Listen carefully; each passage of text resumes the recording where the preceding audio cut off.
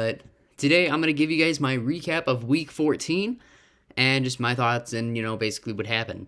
Kicking off the Thursday night match, we had the Raiders taking on the Rams, and I was actually out with some family while this happened. Dude, the Raiders, from what I saw, they had like a 16-3 lead, and then the Rams, they just came back. And when I got home, the Rams were getting ready to take the lead somehow with Baker Mayfield. He'd only been on the team for 2 days at the time, and he found a way to lead a comeback against the Raiders team that was starting to look good and could make a late push for the playoffs. But, I don't know, man. I don't know what's going on with the Raiders. They're just falling apart. The Rams, they lost, like 6 games in a row? And all of a sudden, they decide they're going to beat the Raiders? I don't get that. This season is the definition of any given Sunday. Like, anything can happen. Speaking of anything can happen, how about the Texans and the Cowboys? Dude, I thought the Cowboys were just going to romp the Texans, as I think did most of America. But no, the Texans, I think they held the lead for a good portion of this game. But then they choked. But then they unleashed their inner Raiders and, choked away the lead. Sorry, Raiders fans. But seriously, like the Texans, I expected the Texans to lose, but I didn't expect them to put up much of a fight. I don't know if like the Cowboys were dealing with any injuries in that game, but even at that, like it's the Texans. It's the Texans. Like I don't get that. I really and truly don't get that. Anyways, we'll go to the AFC side of things. The Jaguars, they actually beat the Titans, and they did it in commanding fashion. I did see a little bit of the game and the box score. Trevor Lawrence, he looked like a beast in that game. He threw, 4 touchdowns? And, of course, Evan Ingram, he decides he's going to go off. I know that because I had to play the person who had Evan Ingram in fantasy. He got, 44 points. And, of course, it's the only outing against me. Against me, dude. I have the most points scored in my league, and I'm somehow in the playoffs. I'm 6-8. Somehow I'm in the playoffs, but, I'll take it. But anyways, the Titans' defense just did not look like the Titans' defense. Derrick Henry, I think Derrick Henry had a pretty good game. Again, I didn't watch a lot of this game. I only saw a little bit of the game. Mainly the highlights, but still, the Jaguars, wow. Now, the crazy thing is they're 2 games back of the Titans, I'm pretty sure, in the AFC South. Excuse me. And while I don't think the Titans will lose that 1 seed in the division, it's still just it gets a little bit of excitement going in a division that's one of the worst in the league. At least it's better than what the NFC South is bringing. Next up, we got the Jets at the Bills. Dude, and I gotta say, now I have kind of a newfound respect for Mike White. Yeah, I still don't think he's going to be the guy in 10 years, but dude, he's a fighter, dude. He was taking hit after hit after hit after hit from our pass rush. Props to our pass rush for getting after the quarterback, but gosh dang, we didn't have to kill the guy. Good night, dude. But dude, no, Mike White, he's a dog. Even though he didn't throw a touchdown in this game, it's in Buffalo. It's very hard to go into a place like that where it's super cold and you gotta try and perform, in that climate. We'll see what the Dolphins can do on Saturday, but anyways, the Jets, you guys put up a good game. Your defense gave us a ton of problems. On Buffalo's side of things, our defense looked great. It looked fantastic. Granted, the Jets don't have a great offense, but, under Mike White, it's the best that the Jets are going to look. Allen got 2 touchdowns. Pretty sure Bass knocked in 2 field goals, if I'm not mistaken. I was at work. I was trying to watch as much of the game as I could, but I mainly watched the end where we stopped them on the final drive and didn't even let the Jets get close to scoring a touchdown, which is nice. But our offense cannot be playing like that. I know we're not going to be playing up against defenses like the Jets every single time, but what if we play the Jets in the playoffs? That we could be in trouble. We might just be in trouble. Anyways, next up we got the Browns, the Bengals. Joe Burrow finally got his first win over the Browns. Massage parlor respecter Deshaun Watson was in on this game, and I'm pretty sure Deshaun threw a touchdown, but he also threw an interception. Bengals defense continues to be about as underrated and about as great as it can be. And Jamar Chase came back once again, scored a touchdown with Joe Burrow. And the Bengals right now, dare I say, they kind of look like the AFC frontrunner right now. In my opinion, Bengals look like the AFC frontrunner. With how Buffalo's offense is looking and with how KC nearly choked against the Denver Broncos, I think it's safe to say that the Bengals are the AFC favorites right now. Like they just beat the Kansas City Chiefs a week ago. So I mean, it's not that far fetched. Next up, we got the Ravens at the Steelers, another AFC North battle. Wow. I think there are a lot of divisional battles this year, battles within the division this year. Not this year, this week. The Ravens and the Steelers, kind of a very uneventful and boring game. I didn't watch a whole lot of it. I just heard Kenny Pickett, he got concussed and he was out. And then Mitchie Trubisky came in and he threw tutty and 3 interceptions. And the Ravens defense actually didn't blow a fourth quarter lead for once. And I think the Ravens are down to like their third string quarterback. Lamar didn't play in this game, and then Huntley left, and then I forget the name of the third string quarterback. But it's not Trace McSorley, otherwise the Ravens would have blew him out by 30 to 40 points. Total joke, by the way. But the Ravens, you guys got the win. You guys are still in the lead for the AFC North, for now. But I think eventually Cincinnati is going to come and take that from you guys. Next up, we got the Chiefs at the Broncos. This is the game that I was talking about, like how the Chiefs nearly blew it. In the first half, Kansas City, and like they were blowing out the My Little Ponies, and it was like 27-0 or something like that. And then all of a sudden, Broncos country was trying to ride to a victory, but unfortunately they couldn't.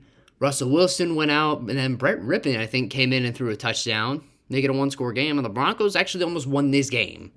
That would have been beneficial for the Bills, and it would have been beneficial for the Bengals, because then they both would have passed them. And technically, Buffalo would have had a 2-game lead at that point on KC, because we have the head-to-head tiebreaker. But, we still have the head-to-head tiebreaker, but we're both 10-3, so it's going to be an interesting finish. Next up, Dolphins at the Chargers. Despite the fact that Derwin James and Joey Bosa weren't in, I actually did watch a lot of that game, because my mom and my brother are Dolphins fans. And my dad had Tyreek Hill in fantasy and Austin Eckler. And there was a lot of players in fantasy across the league. And Tyreek Hill was probably one of the biggest reasons that I made it to the playoffs. I don't have him, but like my dad beat a person that I needed to lose in order to get into the playoffs. So that's nice. But no, even without Derwin James and Joey Bosa, the Chargers defense, I mean, they look good. Like, where was this all season long? I mean, they don't show up for a large chunk of the season, and then tonight against Miami, they decide they're going to look like the second coming of the 85 Chicago Bears. That's an exaggeration, but I'm just saying, like, it's my way of saying, like, they look good, like, in all phases. I mean, I don't get it. I don't really get it. Miami, their defense didn't look half bad. Offense, I mean, you guys had some moments. I mean, you had the long touchdown to Hill where he just jogged in. I mean, like, he wasn't even trying. He just jogged right on in. But, I mean, I don't know, man. I don't know what's going on with Tua. I don't know what's going on with this Miami offense. But I don't know, man. Going into Buffalo is going to be hard on you guys, but at the same time, it's going to be hard on Buffalo as well. But Buffalo, I think, is more adapted to playing that. Miami, even though they go to Buffalo once a year, they don't always go to Buffalo in December. Last season, I think they went in, like, October.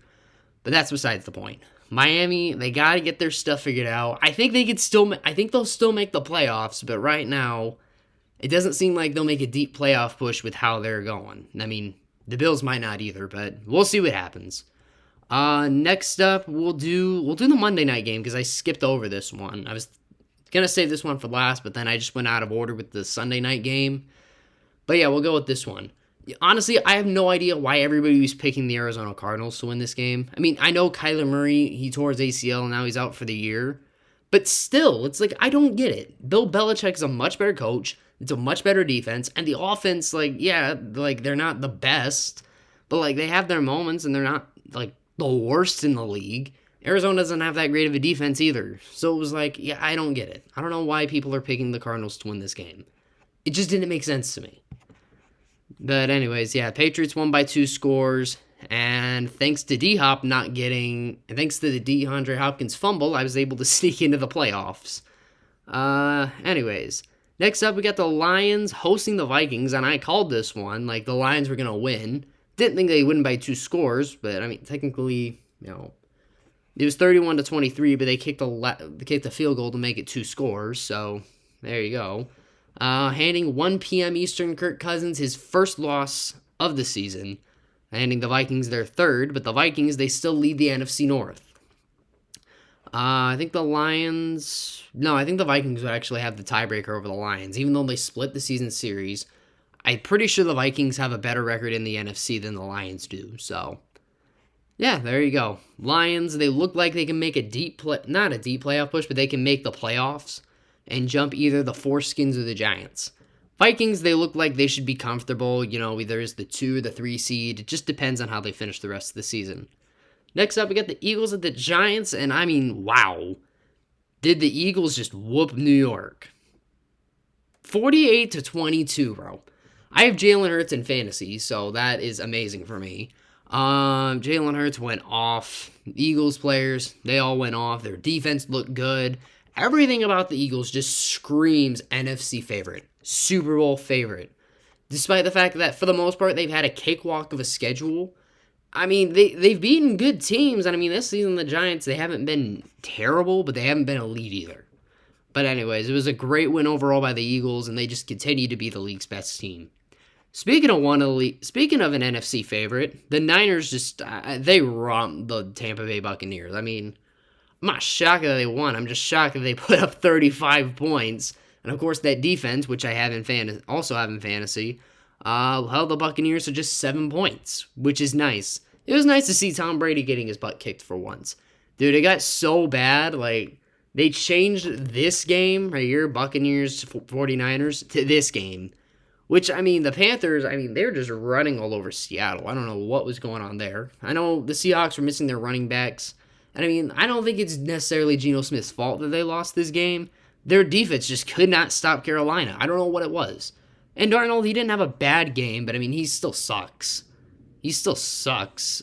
But, he didn't play as bad as I thought he would. He had over, 100 yards and a passing touchdown. But, he was kind of carried by that defense that was able to slow down Seattle. And also that rushing attack as well that just decimated Seattle's defense. And, yeah, I think that was every single game this week. I think the teams that were on a bye, the Colts were the only ones on a bye from the AFC side. And in the NFC side of things, I think we had the Commanders, the Packers, Bears, Saints, and Falcons all on a bye.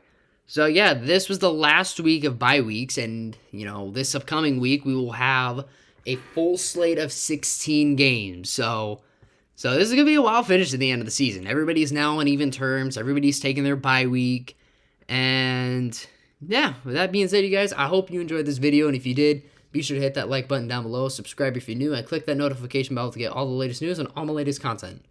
And with that being said, you guys, I'll see you in the next video.